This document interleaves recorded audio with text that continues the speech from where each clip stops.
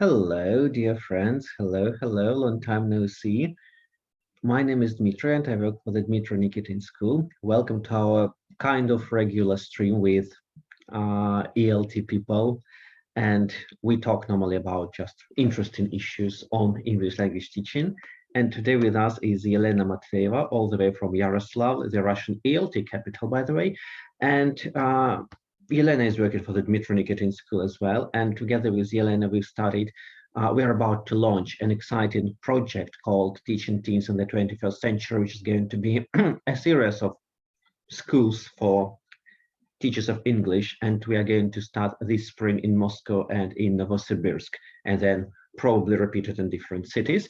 And we are talking to Elena today about teaching teens. And Elena, what's your connection with the topic of teaching teens? We can't hear you. Can you hear now? We can hear you now. Okay. So, hello everyone. Well, I've been teaching teens at the Dmitry Nikitin School for about 4 years now, I guess. And before that, I had a very sad experience with teaching teens in a village school. It was a long time ago. So, I got really interested in teaching teenagers, as probably some of you know, when one of my colleagues asked me to cover for her. And then I just kept teaching. I really enjoy it. And now I am mostly focusing on teaching soft skills. Well, not mostly, well, actually we all teach hard skills and soft skills, but now my interest lies also in the sphere of teaching soft skills together with hard skills. That's funny because very often we ask questions together with Elena. We are asked questions: how is it possible to teach soft skills and hard skills at the same time? And where do you find time for teaching soft skills? And my question is, how can you teach hard skills, which are reading, listening, speaking, writing, plus grammar, vocabulary, and pronunciation to a certain extent, and not implement soft skills, because we do not look at soft skills as a tool which is adding something to the curriculum and to the syllabus, but we are looking at it as a kind of booster which accelerates learning. Basically, if you add some soft skills component in your teaching, or as they say now, learning process, your students' learning will be accelerated. So by adding something, that's exciting, isn't it? But by adding something, you are making the process faster. You're not making the course longer, you are making it the same size and more efficient. Would you agree, Elena? Yeah, definitely. So, and just like little by little, now I understand more and more, how soft skills really are an integral part of our teaching. And like when observing my colleagues as well, I noticed that actually it is important, like teamwork, for example, how they work in teams, collaboration, cooperation, this creating the atmosphere, all those, tools of how they can learn more efficiently, learning to learn, learning to speak in public. All of those actually are considered to be soft skills, right? Sometimes teachers teach them, but they don't maybe realize that they do, or maybe they don't call those skills soft skills, but more or less we all to some extent include teaching soft skills in our everyday classroom practice, right? Well, thinking back to my university class, I would disagree. Sometimes when the instruction is rewrite the text 2 times, it doesn't include much soft skills, does it? Well, so I was thinking, of course, about our private language school environment. So it might be different. And at our school we do call soft skills. I think that's nice. That's nice knowing what you are doing, because when you have the proper terminology, if you know that what you are doing is called soft skills, now I'm doing hard skills, now I'm doing soft skills, and you can talk to your colleagues now about soft skills when you know that they're called soft skills. while writing, we wrote actually two interesting things, two learning journals, Learning Journal 1 and Learning Journal 2, beautiful colors, with Elena for teaching teenagers, and Ron Moran helped a lot, and Maury McGarvey helped a lot, and David Riddell helped a lot, and we came up with this significant piece of work. And we've been having heated discussions, I remember, with you, Elena, about what's the difference between, not those kind of discussions, no, but other kind of discussions, interesting discussions about what's the difference between soft skills, study skills, and 21st century skills. And finally, we came to some kind of solutions, which is behind the learning journals. And our learning journals are based basically on these kind of discussions. So Elena, to you, what's the difference between, let's say, study skills and soft skills for now? How do you distinguish the difference between study skills and soft skills? Actually, that's a good question, because I believe that study skills, or like we call it effective learning skills, yeah, the skills of effective learning actually are part of soft skills, if we may say so. So studying, yes, like digging into the idea of soft skills, I realized and found actually proof in some studies and research, and I don't know, lists of soft skills, that learning how to learn is a soft skill. Yeah, and 21st century skills are soft skills as well. Yeah, so I think that what we mean basically are soft skills, 21st century skills. Like, for example, the 4 C's are usually considered to be the 21st century skills, but I think that the list is growing now. All we know, like collaboration, communication, critical thinking, and something else I forgot. But they are all critical, they are all soft skills, right? The same as learning how to learn. The skill of learning effectively is also a soft skill to me. What do you It's think? funny that soft skills can be implemented. I think teaching soft skills effectively can be implemented in a certain kind of environment, if you want. And generally, English language teaching is such a headway environment, because we use all these new methods, all these new approaches. Teachers in other countries, they're very lucky because they are bilingual and they can read research in their mother tongue and in English, which of course expanded their horizons. And generally the industry is good for that, I think. And then, but then you have to work pretty hard to create this kind of environment where you can really start working with soft skills. And at Admitroniki School, we believe that a productive learning environment is an environment where vulnerability is established, trust is established, and safety is established. So we are working very hard to establish sense of purpose, to establish vulnerability, and to establish trust as an organization. Elena, could you comment on that? What animals are these, as we say in Russian? Well, vulnerability, trust, sense of purpose. Yeah, I think that I can explain how I understand, and then if you have a different idea, Dmitry, you can correct me. Okay, so I believe like that in a classroom, our students will not be able to realize their full potential, and they will not be able to open up unless trust is established, unless vulnerability is established. And you know, when we work, well, I think on all aspects, including soft skills, it's very important for our students to basically open up. Yeah, so open up, be ready to open their mind, to really express their opinion without this fear of being punished, or without this fear that their idea might be wrong. We actually, yeah, we celebrate all the ideas of our students. I mean, like, we invite them to have their ideas, saying there is no right or wrong answer in certain cases, especially if we speak about soft skills. It's not like a gap filling exercise, right? Or a tick where you put it.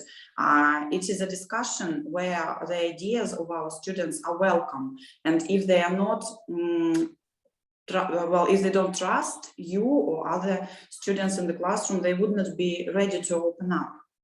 Yeah, and to really express what they think, first of all. There is a great Yeah. There is a great psychologist called Brené Brown, and she studies vulnerability, shame, and guilt, all interesting topics, vulnerability, shame, and guilt.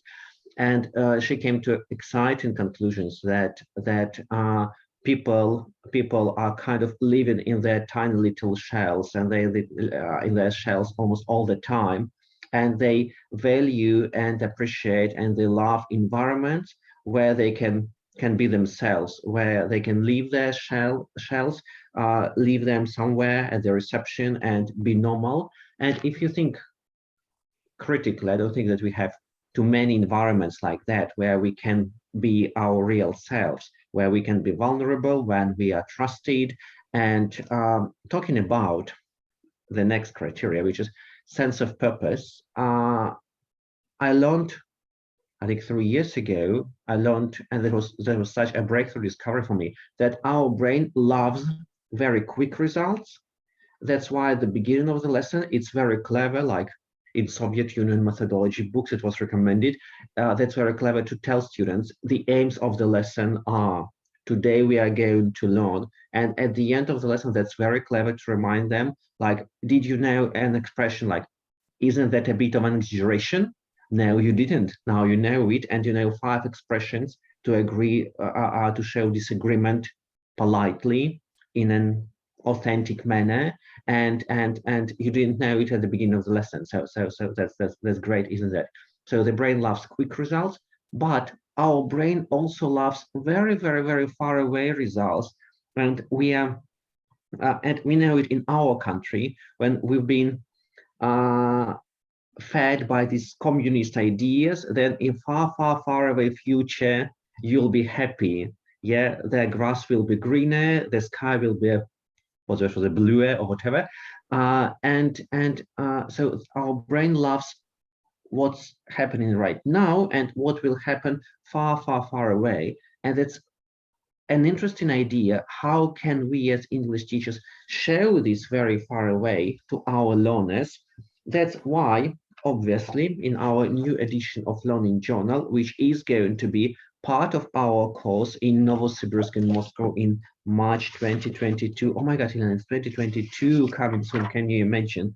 We implemented a very interesting technique, which is called, well, actually, what we do to establish environment, first of all, we start with some school principles, and they're here. So we have some very clear school principles, and that creates the concept.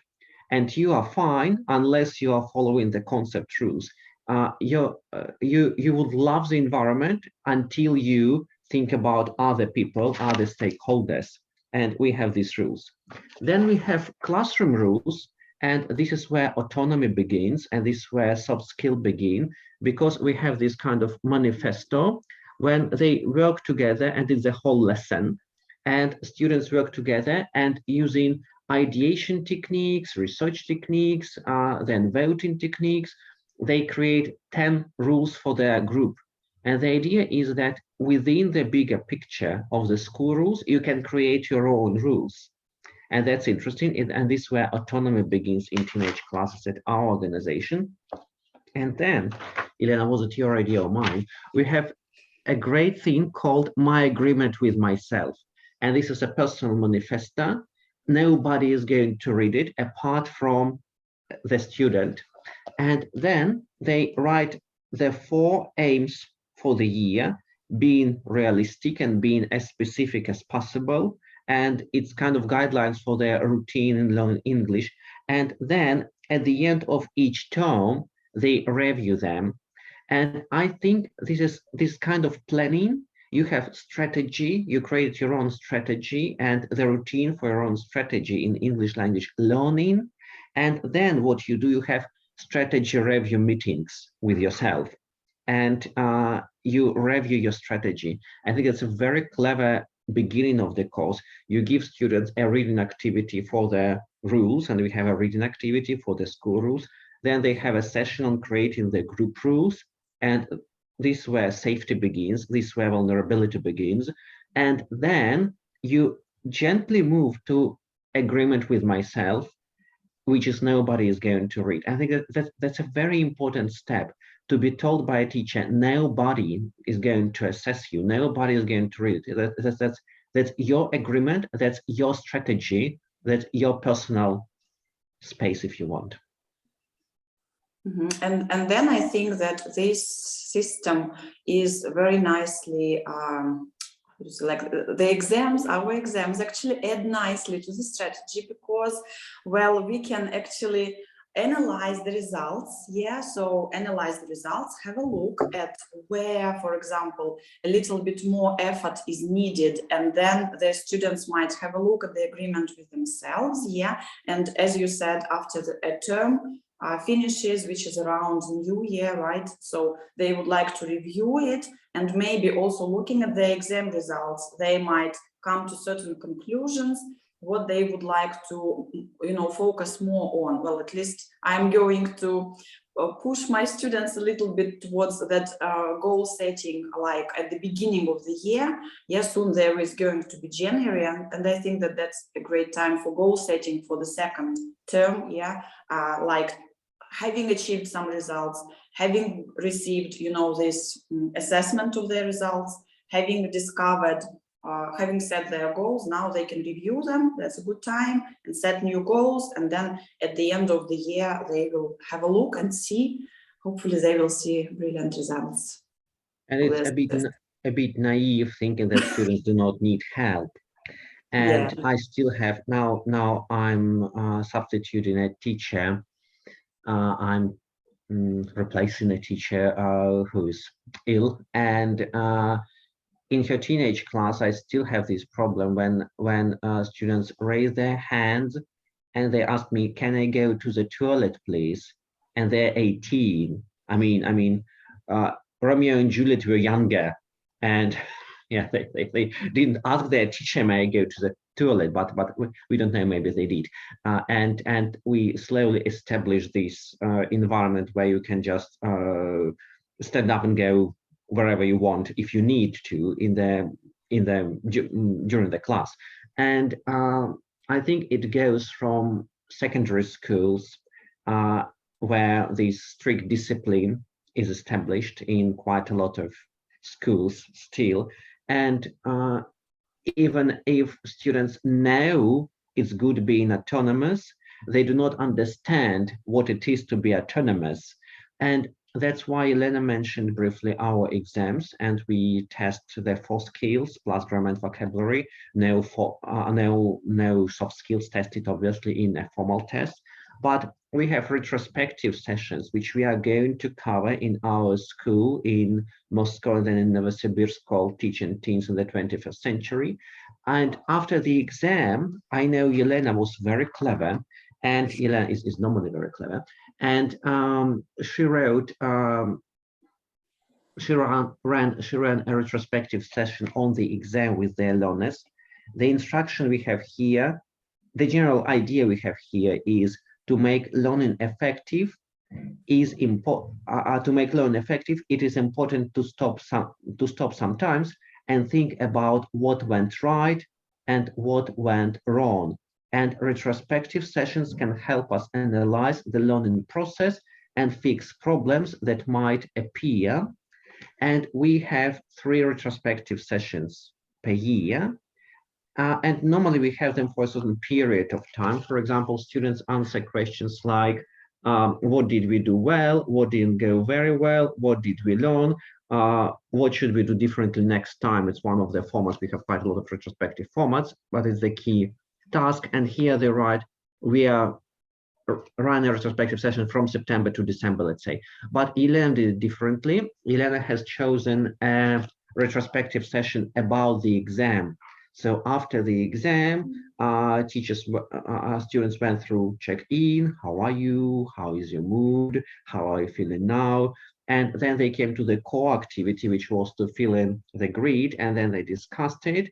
And then every retrospective session should finish with an action plan, and they had an action plan. So, Elena, how did this session go? Because that's quite an experimental in our schools. The first year we start meaningful retrospective sessions. Actually, it went great. I think that for some reason, I do feel that I want to hear. I really want to hear the opinion of the students after the exam, because I asked. Well, last year I didn't do a retrospective session, but just asked the same kind of questions, maybe similar questions, because I really wanted to hear their opinion. And some of the things that they said were really, very good arguments or very good things. And I think that maybe we even changed something according to what they said. And this year, what I liked about that grid, about that, format, retrospective format, I liked the question, what did you learn during the exam? And here, yes, as you, Dmitry, said, that we don't test soft skills during the exam session, but basically they are practicing their soft skills when they, for example, do the speaking activity, and when they talk together with a person they might not know, who is in a different group, and they have to establish some kind of rapport or trust. When they're waiting for their turn, and they have to somehow communicate with the students. When they're being late, and then they actually make it difficult for the others, those who are waiting. And I think that it's really nice to also involve them into this discussion. And what did you learn? Some learned, maybe that it's good not to be late. Some learned something else, maybe that they sometimes have to respect others and not create a lot of noise while they're waiting for their turn. And there are a lot of little things that they might have learned, which would be soft skills, as well as, of course, they all focus a lot on the 4 skills. They understand pretty well what did not go well for them, and they can analyze it pretty well, how they did in speaking, if they did reading okay or not okay. They feel it themselves, and that's actually really good, that they can also evaluate themselves inside themselves, right? They realize, they understand what went wrong, what could be done better. And I think that's a very good springboard to planning, because we can plan how we can improve our result, what we can do about that, what could be done better. And yes, we wrote a little action plan. They had to write what could be, what they could change, what they could do, so that the results are better. And I also asked them to write whether we as a school could change something. Why not? That's also a very good, question, because sometimes the ideas are just absolutely amazing and can help us to improve the exam as well. Yeah, we did have quite a lot of answers about the school and about personality. Actually, that was funny. When I was running this retrospective session with my teenagers about the exam, with my teenage learners about the exam, we were a bit puzzled. Should we talk what went well? What went well talking about me, or what went well about talking the school, or what went well when we are talking about examiners, and what didn't we like about the examiners, about our behavior, about the overall organization of the exam. And it's a very nice discussion that it's the whole learning process is a cooperation of many stakeholders: the learner, the teacher, the parent, maybe, the admin staff members, of course, the school owner, the school rules, the school principals, the society, maybe, and the bigger community. And you start thinking and talking about that. That's an interesting bit. Just because maybe some of our listeners do not know what retrospective sessions are, and we've been talking about it enthusiastically. The retrospective session is an activity which we run at the Dmitry Nikitin School 3 times per year, and it should be well prepared. A teacher should be very well trained to run a retrospective session. It should be part of the syllabus, and it's a formal lesson when you stop and you think what has happened with you in 3 months, or what has happened during a certain event like an exam.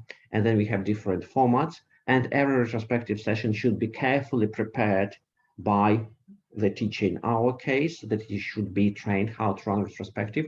How can we run teachers to run retrospectives? How can we train teachers to run retrospective sessions? We can run retrospective sessions with them on what's going on in their lives, professional lives, of course.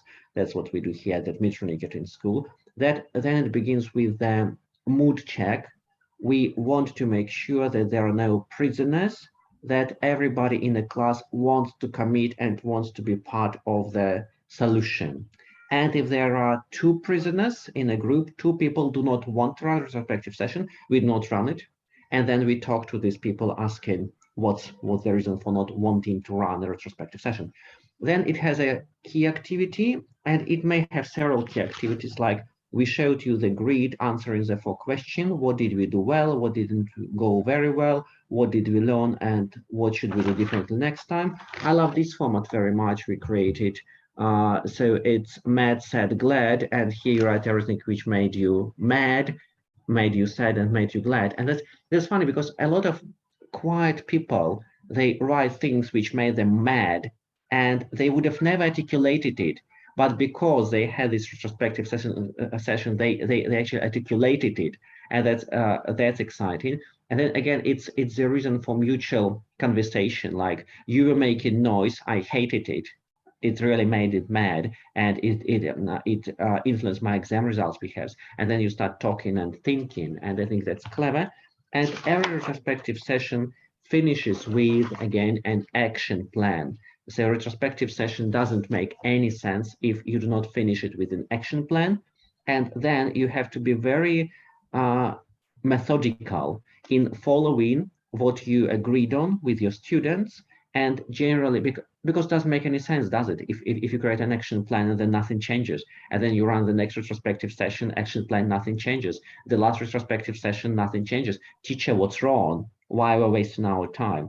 And then students slowly, they start thinking that it's good to stop and think once in half a semester, perhaps 3 times per year, that it's good to talk, to create mutual understanding, and that's good to be able to influence what's going on in the organization. And that's an amazing tool. We have 3 tools here, and in our school in Moscow and Novosibirsk in March 2022, we are going to share quite a lot of techniques on how to run retrospective sessions with your learners effectively. And that's amazing tool of creating effective learning environments, of giving and receiving feedback, and of making learning more effective. Wouldn't you agree, Elena?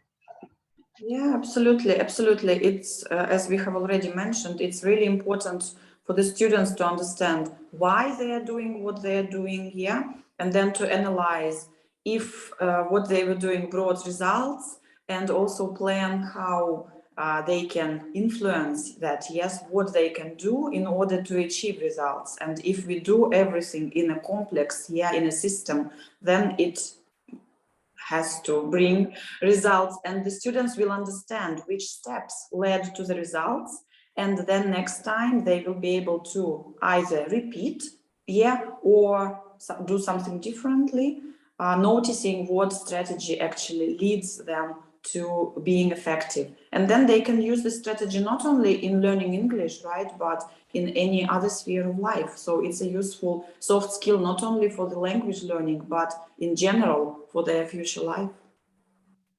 Trying to summarize what has just happened, we talked about teaching teenagers in the 21st century, how we see it with Elena. We tried to implement our vision in 2 books we've written called Learning Journals for Teens. The third one is coming, and then they're going to be graded 1 year. They should be 5 or 6, I guess. Then we packed all our skills, knowledge, and experience in a course called Teaching Teens in the 21st Century. And we had a kind of a trial 5-day intensive school, Teaching Teens in the 21st Century, in the summer 2021.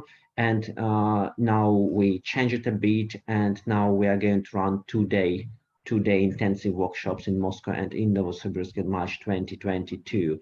So we mentioned that it's rather important to create environments, effective learning environments, where sense of purpose is established, where vulnerability is established, and trust is established. We actually shared some practical tools of creating such environments, like establishing very clear language school rules, then being able to create your group rules, communicating and negotiating with other learners in your group, and being able to influence the environment you are in. And then we moved towards autonomous learning by sharing an idea on how to create your own manifesto, personal manifesto agreement with myself. And then we started talking, and we've talked quite a lot about retrospective sessions, which is kind of formalized session, which gives you a chance to stop and think back. And that's so critical, to stop and think back and to actually change something. And I think it's making our lessons here for teenagers very special ones, and they do enjoy them. And you see how students progress when soft skills are integrated, and kind of modern learning framework, if you want, is integrated in the curriculum. And I know that that they use it later in their everyday lives in secondary schools and even at home, like these time management techniques we teach them, autonomous learning techniques we teach them. And in our course, we are going to be very, very, very practical. So we're going to give you some headway theoretical material, but then we are going to give you quite a lot of activities, sometimes with ready-made materials and lesson plans, but you'll be able to understand how the material fits the bigger picture and the theory. And I think it's going to be an exciting course. You're welcome to join us. Somewhere here or there, you'll find a promo code for some 1,000 rubles if you join us in December. That's a bit of aggressive marketing for you, but there's going to be a great course teaching teens in the 21st century, which we are about to run in Moscow and in Novosibirsk. So Elena, thank you very much for being with us. Thank you, and hopefully see you in Moscow or Novosibirsk in March 2022. Is it going to be your first time in Novosibirsk? It will be. Oh, it's going to be Elena's first time in Novosibirsk. So can you imagine? Yeah, we should be kind to her and get at least 35 people for the course for her to be happy. Okay, so thank you very much, Claude. See you in a week now. We'll be very methodical. We are going every week. We are going to talk about teaching teenagers now till March, because we want to get some expertise. And next week we are talking to an exciting speaker. We will keep secret and tell you later. Have a good day. Bye. Bye.